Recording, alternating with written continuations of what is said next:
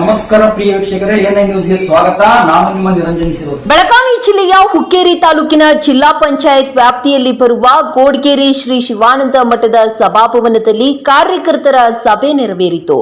ಈ ಶುಭ ಸಂದರ್ಭದಲ್ಲಿ ಅರಭಾವಿ ಜನಪ್ರಿಯ ಶಾಸಕರಾದ ಬಾಲಚಂದ್ರ ಜಾರಕಿಹೊಳಿರವರು ನಮ್ಮ ವಾಹಿನಿಯ ಸಂದರ್ಶನದಲ್ಲಿ ಡಿಸಿಸಿ ಬ್ಯಾಂಕ್ ಹಾಗೂ ಹುಕ್ಕೇರಿ ಎಲೆಕ್ಟ್ರಿಕಲ್ ಸಹಕಾರಿ ಸಂಘಗಳು ರೈತರಿಗೆ ನೆರವಾಗಲಿ ಹಾಗೂ ನಮ್ಮ ಜಾರಕಿಹೊಳಿ ಕುಟುಂಬವು ರೈತರ ಸೇವೆಗಾಗಿ ಸದಾಕಾಲ ಇರುತ್ತೇವೆ ಎಂದು ಸಭೆಯಲ್ಲಿ ಮಾತನಾಡಿದರು. ಅಣ್ಣಾ ಸಾಹೇಬ್ ಜೊಲ್ಲೆ, ಬಸವರಾಜ್ ಮಟಗಾರ್, ಶಶಿಕಾಂತ್ ನಾಯ್ಕ್, ಲಕ್ಷ್ಮೀ ಜೋಡಟ್ಟಿ, ಜಿಯಾ ಉಲ್ಲಾ ವಟ್ಮುರಿ, ಸಚಿವರ ಆಪ್ತ ಸಹಾಯಕರು ಅರವಿಂದ್ ಕಾರಚಿ, ಪಾಂಡುರಂಗ ಮನಿಕೇರಿ, ಪ್ರವೀಣ್ ಗುಡ್ಡಕಾಯಿ ಹಾಗೂ ಸತೀಶ್ ಜಾರಕಿಹೊಳಿ, ಅಭಿಮಾನಿ ಬಳಗ, ಇನ್ನು ಹಲವಾರು ಗಣ್ಯರು ಹಾಗೂ ಕಾರ್ಯಕರ್ತರು ಉಪಸ್ಥಿತರಿದ್ದರು. ವರದಿ Niranjan Shirur, NI news, Belagavi.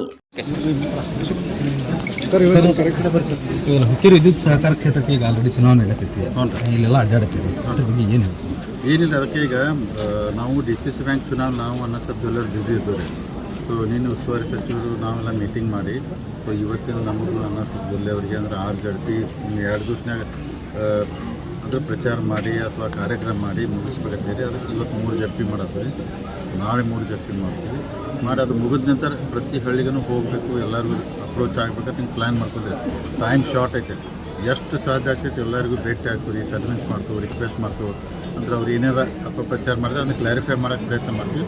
But ಎಲ್ಲ ಒಳ್ಳೆಯ ವಾತಾವರಣ ಐತೆ ಅಂತ ಅನಿಸ್ತಿದ್ರೆ ನಾ ಏನಿಲ್ಲ, ಅವ್ರು ತಪ್ಪು ಮಾಡಿದವ್ರು ನಾವು ತಪ್ಪು ಅದನ್ನು ನಿರ್ಣಯ ತೊಗೊಳ್ಳೋಂಥ ಶಕ್ತಿ ದೇವರು ಮತದಾರ ಕೊಟ್ಟಿದ್ದಾರೆ.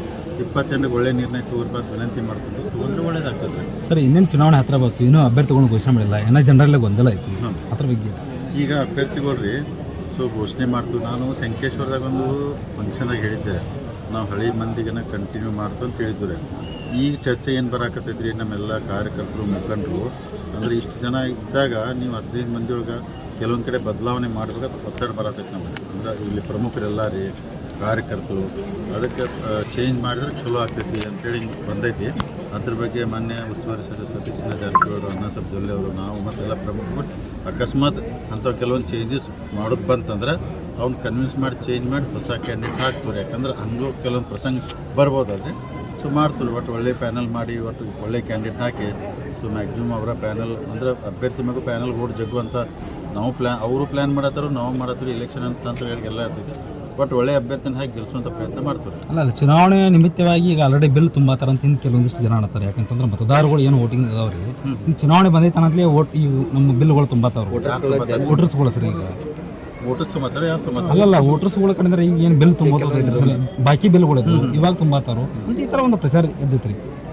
ಎಲೆಕ್ಷನ್ ಅಂತ ಏನು ಮಾಡೋಕ್ಕಾಗಲ್ಲ. ಈಗ ಕೆಲವೊಂದು ವೋಟಿಂಗ್ ಬರೋಂಗೆ ಕಟ್ಬಾಕಿ ಇರಬಾರ್ದು ಅಂತ ಸ್ವಾಭಾವಿಕ ಅವ್ರು ತುಂಬ್ತಾರೆ ರೀ. ಯಾಕಂದ್ರೆ ತುಂಬಿದಿಲ್ಲ ಅಂದ್ರೆ ಓಟ್ ಬರೋದಿಲ್ಲ. ತುಂಬ್ರಿ ಏನು ತಪ್ಪಿಲ್ಲ, ಎಲ್ಲ ತುಂಬಿ ವೋಟಿಂಗ್ ಬಂದರೆ ಒಳ್ಳೇದು ರೀ. ಯಾರ್ದು ಬರಬಾರ್ದು, ನಾಳೆ ಡಿಸ್ಪ್ಯೂಟ್ ಆಯ್ತು ಮತ್ತೆ ಎಲ್ಲರೂ ಅದು ಲೀಗಲ್ ಕಾಂಪ್ಲಿಕೇಶನ್ ಆಗ್ಬಾರ್ದು. ತುಂಬ್ರಿ ಒಳ್ಳೆ ತುಂಬಿ ಎಲ್ಲರೂ ವೋಟಿಂಗ್ ಬರಲಿ. ಯಾಕಂದ್ರೆ 60,000 ಮೇಲೆ ಓಟ್ ಬರ್ಬೋದು ರೀ.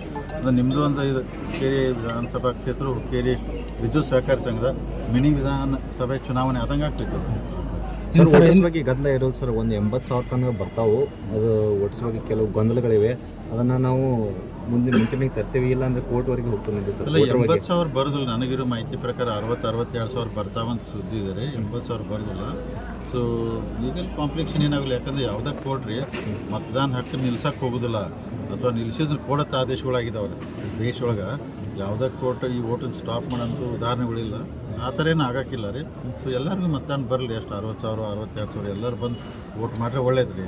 ಇನ್ನು DCC ವಿಚಾರಕ್ಕೆ ಸಂಬಂಧಪಟ್ಟಂಗೆ ಹುಕ್ಕೇರಿ ಕ್ಷೇತ್ರದಾಗ ಭಾಳಷ್ಟು ಗೊಂದಲಗಳಾಗತ್ತವೆ. ಕೆಲವೊಂದಿಷ್ಟು ಹಳ್ಳಿಗಳಾಗ ಗಲಾಟೆಗಳಾದವು.